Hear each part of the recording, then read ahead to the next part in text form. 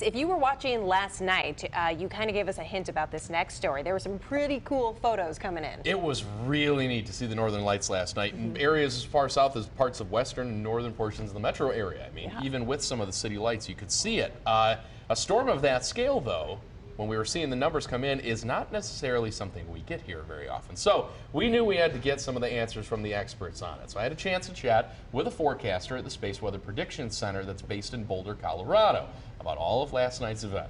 Check it out.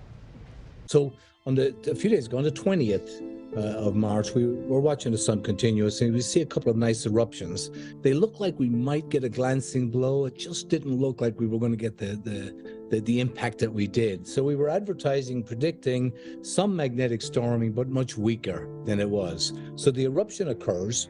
It's a blast of a million tons of plasma gas and magnetic field that gets shot out into space. Last night was a doozy.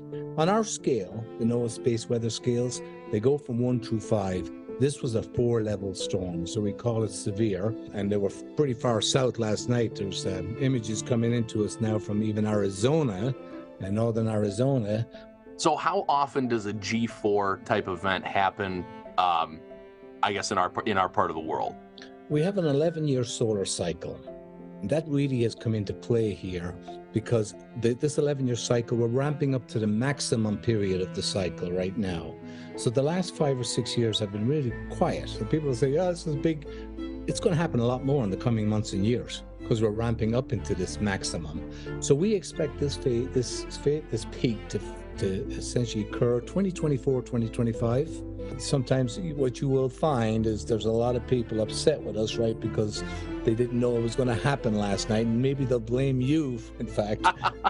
We're not telling them. Not my fault. Not my fault. I'm trying to get your back. You need to get mine, right? So. I've got your back. It's outer space. That's right. And I often have fun with her. You know, there's a whole bunch of meteorologists working in this building here, and I give them a hard time. I says, you got the first 100,000 feet. I say, I got the other 93 million miles to deal with. So that's fair. Few 100,000 feet, 93 million miles. It's like the same thing, right?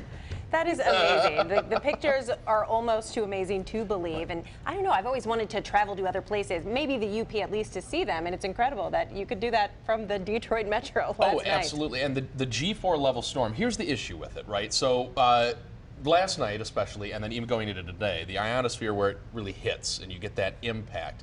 A lot of the satellites have now had to really kind of be monitored very closely because everything's charged up. And he mentioned to me as well, your GPS, even down to the one on your phone, may have a couple of issues going into the next 3 days because of how charged it is. Yes. Yeah, it's wild to see because that's in the way of the communication between satellite and then us down here on the surface. Now, the ones that will have the bigger impact are the ones, for instance, like in the Dakotas where they're drilling for oil and they have to know down to the centimeter, for example. But every GPS has some type of an effect. So if your map maybe loads a little slower over the next 3 days, now you know what?